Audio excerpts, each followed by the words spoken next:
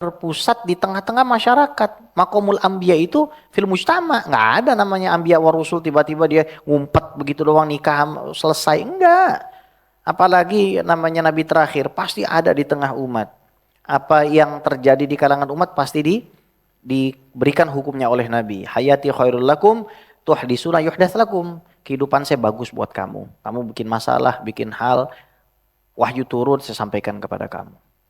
Artinya Nabi nggak pernah punya waktu, Pak. Nggak pernah punya waktu. Kita istri satu aja.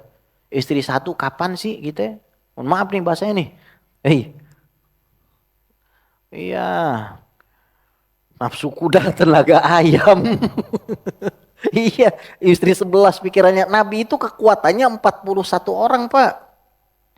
Setara 40 orangan Nabi itu, kata Ibnu Hajar Al-Asqalani. Jadi kalau Nabi SAW misalkan istrinya 11, masih sisa jatah banyak. Lah kita, ya Allah Pak, senam kagak, olahraga kagak. Ya kan, tiba-tiba pengen punya bini 4, pengennya doang. Udah gitu cuma dikasih freezer doang buat jualan buat jualan es balok. Buset, kasihan banget tuh bini disuruh jualan. Dikawinin terus suruh jualan kan kasihan juga tuh bini. Ada Pak yang modelnya kayak begitu. Tapi masalah nikah lagi ini kalau saya boleh sampaikan dari yang sudah pengalaman, bukan saya. Yang paling penting untuk mendapatkan izin istri pertama adalah 2. Kamu tidak pernah mencaci makinya.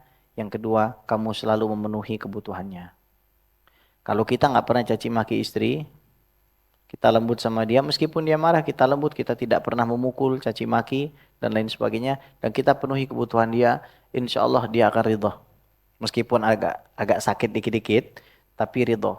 Itu kata seorang teman saya. Tapi kan semua tergantung uang. Enggak, saya punya teman, munsyid, ustadz. Kalau duit, insya Allah lebih banyak Bang Dai deh duitnya. Ya, tapi istrinya dia 4. Bang Dai istrinya berapa? 1. Nah, ya. Jadi cara untuk menaklukkan si dia katanya begitu. Ya. Tapi di zaman sekarang nggak mesti, karena kebahagiaan ini bukan diukur dari jumlah. Kebahagiaan diukur dari ketenangan hati, kita menerima bahwa Allah SWT memberikan kita 1 istri saja. Adapun obrolan-obrolan, kalau lagi pada ngudut sama Haji Nu'man gitu kan, ngobrolin zuat lagi, nikah lagi itu cuma obrolan doang. Ya, kagak bakal dieksekusi sampai kiamat. Kemudian, fal masyhuratu min azwajihi alaihi salam 11 imra'atan mata minhunna fi hayati Khadijah wa Zainab bintu Khuzaimah wa tawaffa ani tis'i al-bawaqi. Jadi Nabi hidup wafat 2. Siti Khadijah dan Zainab bintu Khuzaimah. Kemudian sisanya wafat setelah wafatnya baginda Nabi besar Muhammad sallallahu alaihi wa ala alihi wasallam. Jadi dari 11, 2 wafat ketika Nabi masih hidup. Yang 9 wafat setelah Nabi sudah wafat. Soal, ma hukmu abawai sallallahu alaihi wasallam wa sairi ajdadihi wa jaddatihi? Apa sih hukumnya kedua orang tua Nabi dan semua daripada kakek-kakek nenek-neneknya? Wa'lam anna abahu wa ummahatihi kullahum ala tauhid. Ketahuilah bahwa semua bapak sampai kakek-kakeknya, ibu sampai nenek-neneknya, semuanya mereka itu ala tauhid, di atas tauhid.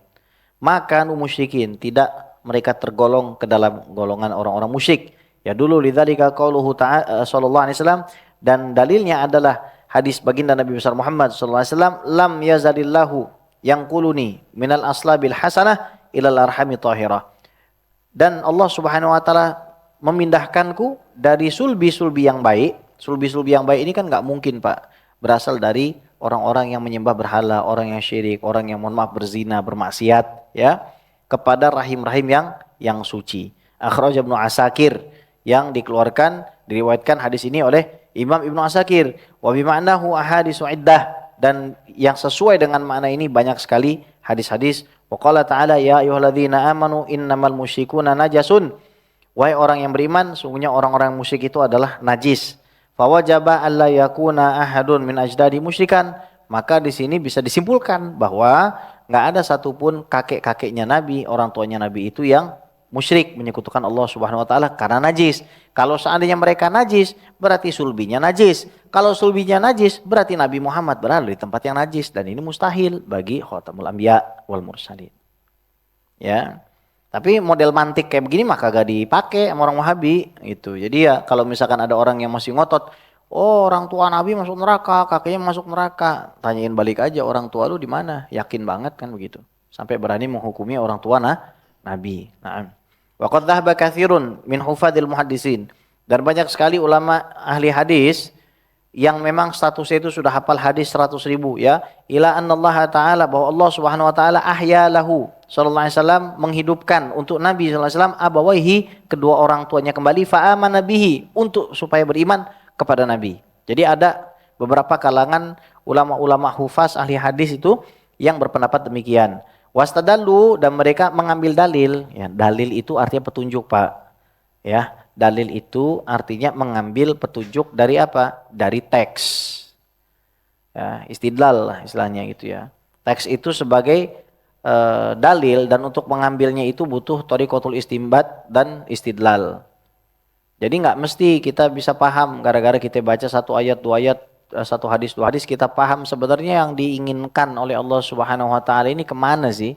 Yang diinginkan oleh Nabi ini kemana? Nah, disinilah para ulama beristidlal bi hadis Aisyah radhiyallahu taala anha, dengan hadis Siti Aisyah, ada Nabi sallallahu alaihi wasallam nazala ilal hajuni kaiban hazinan, bahwa Nabi sallallahu alaihi wasallam datang ke Hajun, satu tempat, dalam keadaan sedih, fa aqama bihi masya'a rabbuhu azza wajal, dan beliau ini berdiam diri begitu lama ya, begitu lama. Tsumma raja'a masruran, kemudian beliau kembali dengan senang, setelah sedih tahannuts balik lagi senang. Wa qala sa'altu rabbi azza wajal fa ahya li ummi fa amanat bi. Aku meminta kepada Allah Subhanahu wa taala, maka Allah Subhanahu wa taala menghidupkan ibuku hingga akhirnya dia bisa menyatakan iman kepadaku. Tsumma raddaha, kemudian dikembalikan lagi, diwafatkan. Akhraj Ibnu Syahin Al-Khatib Al-Baghdadi fi Sabiq wal Lahiq. Jadi dikeluarkan Imam Ibnu Syahin, diriwayatkan Imam Syahin, Khatib Al-Baghdadi di dalam kitab As-Sabiq wal Lahiq, dan Imam Ad-Daraqutni, ya, salah seorang yang bermadzhab Asy'ari juga nih, wa Ibnu Asakir, dan Imam Ibnu Asakir yang juga mazhabnya Asy'ari, fi Gharaib Malik, dalam kitab yang bertajuk Gharaib Malik, hadis-hadis gharib yang diriwayatkan oleh Imam Malik. Wa awrada Suhaili fi Raudhil Unuf, di dalam kitab Ar-Raud Al-Unuf, Al-Imam Suhaili meriwayatkan Aisyah radhiyallahu taala anha, anna Rasulullah sallallahu alaihi wasallam sa'ala rabbahu ayyuhyiya abawaihi fa ahyahuma lahu, bahwa Siti Aisyah meriwayatkan Nabi SAW meminta Allah agar menghidupkan kedua orang tuanya, dan akhirnya dihidupkan, fa'amana bihi, dan akhirnya beriman kepada Nabi besar Muhammad SAW, thumma ummahatihima, dan kemudian ibu-ibunya juga, nenek-neneknya juga, ya. Wal hadis al-madhkur wa in kana dha'ifan min jihatis sina'ah, hadis ini meskipun statusnya dhaif di dalam sina'atul hadithiyah, ya, dalam disiplin ilmu hadis, di dalam epistemologi ilmu hadis, lakinnahu sahih inda ba'di ahli haqiqah, tapi kalau dalam pandangan ahli tasawuf ini adalah benar. Jadi kadang-kadang hadis itu dhaif, kita tidak bisa menghukumi lantas hal tersebut salah. Ya. Tapi kalau misalkan ada orang menolak juga, itu urusan masing-masing, lakum dinukum waliyadin. Kita jangan maksain orang. Cukup bagi kita firman Allah, wa ma kunna mu'adzibina hatta nab'atsa rasula, sesungguhnya kami tidak akan mengazab suatu kaum sampai kami kirim utusan. Sementara orang tua Nabi dari zaman Nabi Ismail sampai terus turun, ya. Nabi Ismail Kinanah, dari Kinanah kemudian ke Quraisy, Quraisy ke Hashim, sampai kepada Sayyid Abdullah, semuanya itu nggak ada yang nabi. Nggak ada yang memberikan dakwah tauhid. Jadi mereka selamat karena Allah sudah berjanji, saya tidak akan mengazab siapapun kalau saya belum kirimkan utusan. Dan itu dalil Quran lebih kuat daripada hadis. Lebih kuat, ya. Jadi kalau ada yang mutasyabih, itu dikembalikan kepada yang muhkam. Yang saya sampaikan tadi itu muhkam. Muhkam itu maksudnya apa? Dalil yang tidak bisa didebat. Dalil yang memang nggak ada rating debatable-nya. Nggak ada persentase debatable-nya, walau 1%. Wa ma kunna mu'adzibin hatta nab'atsa rasula. Itu penafian mutlak dari Allah. Saya nggak bakal nyiksa siapapun yang tidak pernah diutus kepada mereka Rasul. Karena bagaimana mungkin Allah mau menyiksa orang gara-gara dia punya akal. Akal sendirian itu tidak bisa membuktikan wujud Allah. Akal sendirian tidak mungkin membuktikan wujud Rasul. Akal sendirian tidak mungkin membuktikan hal gaib. Makanya ada pembahasan namanya sam'iyat. Pembahasan yang kaitannya sama hal gaib. Surga, neraka, itu kan nggak bisa. Gara-gara kita cerdas tahu surga neraka. Azab kubur, mungkar nakir, malaikat, jin, hisab, mizan, haud, semuanya. Surga, neraka, arasatul jannah, tingkatan neraka, nama-nama malaikat, semua itu harus pakai teks. Teks itu dikirim dari langit. Yang bawa namanya Rasul. Kalau misalkan ada kaum nggak dapat teks dan nggak dapat orang yang bawa teks, gimana Allah pengen ngazabnya? Ditanya, kamu kenapa nggak sholat? Nggak, sholat itu apa? Saya nggak tahu. Pokoknya siksa karena nggak sholat, nggak mungkin. Nggak mungkin begitu. Jadi siapa yang ngajarin orang tua Nabi sholat? Siapa yang ngajarin orang tua Nabi bertauhid? Udah terlalu jauh jaraknya dari Nabi Ismail alaihissalam. Adapun orang pertama yang membawa berhala ke Makkah namanya Amr bin Luhai, itu ususnya diseret masuk ke dalam neraka dan itu tanggung jawabnya dia gitu. Akan tetapi orang-orang yang memang tidak disebutkan bahwa dia memang mukhallad dan finar, diazab oleh Allah Subhanahu wa taala, maka kita tidak boleh mengatakan dia masuk neraka. Nah, jangan sampai itu. Ya.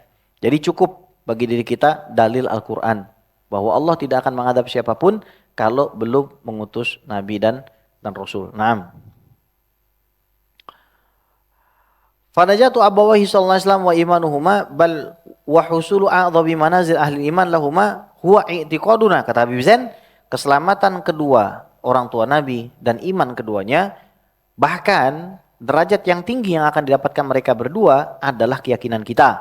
Yashhadu bidzalika jalalatu qadrihi sallallahu alaihi wasallam, yang akan memberikan kesaksian terhadap benarnya hal itu adalah keagungan dari jabatan baginda Nabi besar Muhammad sallallahu alaihi wasallam wa ulu mansibihi inda rabbih, dan karena jabatannya memang tinggi, kedudukannya tinggi di sisi Allah Subhanahu wa taala. Fa idza kana al-wahidu min ummatihi sallallahu alaihi wasallam yanaluhu min fadlillahi wa rahmatihi wa biwasitatihi sallallahu alaihi wasallam wa barakatihi wala ma la ainun ra'at wala udhunun sami'at wala khatar 'ala bashar, fa kaifa la yanalu abawahu sallallahu alaihi wasallam min dzalikal hadza al-awfar. Kalau ternyata saya antum yang jauh dari Nabi hidupnya, yang tidak punya kaitan langsung kepada Nabi SAW, yang kita berhutang budi sama beliau, diselamatkan oleh Nabi SAW, mendapatkan syafaat dari Nabi SAW, maka bagaimana dengan kedua orang tuanya? Apakah Nabi Muhammad SAW masuk ke dalam surga, wakil orang BPJS masuk ke dalam surga, kemudian Nabi SAW melihat orang tuanya, emak bapaknya dibakar di neraka? Lain sama orang Wahabi. Orang Wahabi mempikirannya orang tua Nabi masuk neraka, orang tua Nabi masuk neraka, orang tua Nabi masuk neraka. Masya Allah Pak, kita aja misalkan punya tetangga, oke lah katakanlah orang tuanya kita anggaplah ya, salam najadalan. Kalau kita kita terima aja lah secara hipotesis. Secara hipotesis kita terima, misalkan ada tetangga kita orang tuanya matinya kafir, di tempat kafir, terus dia muslim, terus tiap kita lewat ke rumahnya bilang, orang tuanya fulan kafir, orang tua kamu kafir, orang tua kamu kafir. Bagaimana Pak? Sedih nggak? Nah, itulah kerjaan orang Wahabi yang seringkali membawa tema-tema yang sebenarnya tidak pantas untuk dibawa dan su'ul adab kepada baginda Nabi besar Muhammad sallallahu alaihi wasallam. Naam. Ya.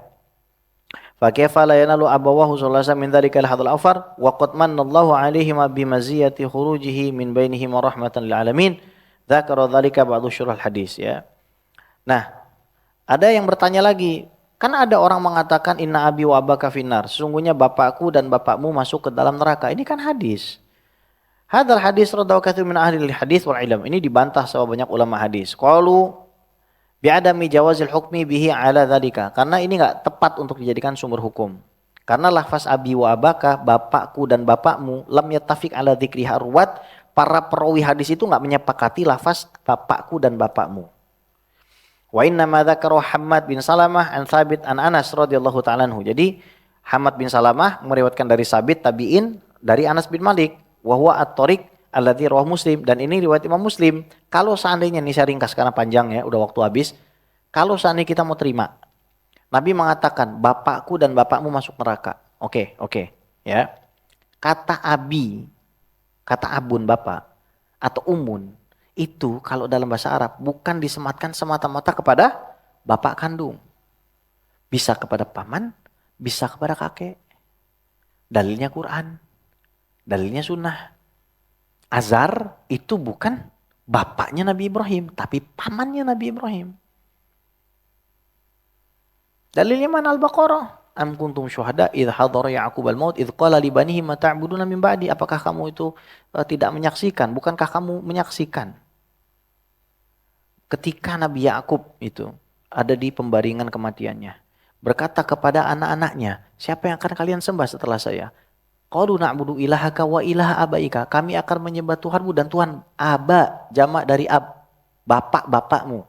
Ibrahim itu bukan kakeknya Nabi, bukan bapaknya Nabi Yakub, tapi kakeknya. Wa Ismail, Ismail bukan bapaknya tapi pamannya, tapi menggunakan lafaz bapak. Kemudian Ishak baru bapaknya. Jadi ketika Nabi mengatakan bapakku dan bapakmu masuk neraka, itu bukan bapak. Tapi referensinya adalah Abu Lahab. Nah sekarang begini, kalau seandainya gini Pak, ada orang muslim datang ke kita gitu kan. Bapak saya matinya nggak Islam, kayaknya disiksa, dia disiksa. Kita mengatakan bapakku, bapakmu, bapakku juga. Itu kan bentuk solidaritas sebenarnya. Ketika kita mengatakan your father is my father too. Sungguhnya bapakku dan bapakmu. Artinya itu kan bentuk solidaritas daripada kita kepada saudara kita. Bahwa dia itu nggak sendirian menanggung beban itu. Dan Nabi SAW memang menanggung beban itu. Harisun alaikum bil mu'minina raufur rahim. Nabi itu sedih banget Pak. Kalau ngelihat ada umatnya masuk neraka. Sedih banget. Makanya dikasih sama Allah SWT jabatan tinggi. Sujud nanti. Dihapusin nama orang-orang yang masuk neraka. Bangun lagi. Sujud lagi. Dihapusin lagi. Bangun lagi masih ada. Sujud lagi. Sampai akhirnya nanti orang yang di neraka itu nggak ada kecuali orang-orang yang di dalam hatinya tidak ada ucapan la ilaha illallah Muhammadur Rasulullah SAW. Baik, mudah-mudahan apa yang kita bahas pada siang hari ini membawa keberkahan dan manfaat bagi diri kita, menambahkan keyakinan kita terhadap tingginya makom Nabi Muhammad SAW, menambahkan kecintaan kita kepada beliau SAW, menambahkan pundi-pundi sholawat kita kepada Nabi Muhammad SAW. Mudah-mudahan berkah kita meyakini halal yang baik kepada Nabi dan keluarganya, kita dikumpulkan dengan Nabi SAW dan dimudahkan kita untuk ziarah Haromain setiap tahunnya. Amin amin Allahumma amin. Ala hadhihi wa lakutin salihah wa la hadrati Rasul Fatimah al-Batul binti Rasul sya'ulillah lana wa lahumul Fatihah. A'udzu billahi minasyaitonir rajim. Bismillahirrahmanirrahim. Alhamdulillahi rabbil alamin arrahmanir rahim maliki yaumiddin. Iyyaka na'budu wa iyyaka nasta'in ihdinas siratal mustaqim. صراط الذين أنعمت عليهم غير المغضوب عليهم ولا الضالين آمين يا مجيب السائلين برحمتك يا أرحم الراحمين اللهم إنا نسألك بحق الفاتحة شفاعة الفاتحة بركة الفاتحة أن تفتح كل خير وأن تدفعنا كل شرور يا فارج الهم يا كاشف الغم يا من لعبده يغفر ويرحم يا دافع عن البلاء يا الله يا دافع عن البلاء يا رحمن دافع عن البلاء يا رحيم ادفع عن البلاء من جميع البلاء في الدنيا والدنيا والآخرة دعوهم فيها سبحانك اللهم وتحية في سلام وآخر دعوانا الحمدلله rabbil alamin. Kurang lebihnya saya mohon maaf, kalau Allah saya mohon ampun. Kita tutup dengan doa kafaratul majlis. Subhanakallahumma wa bihamdika asyhadu an la ilaha illa anta astaghfiruka wa atubu ilaik. Assalamualaikum warahmatullahi taala wabarakatuh.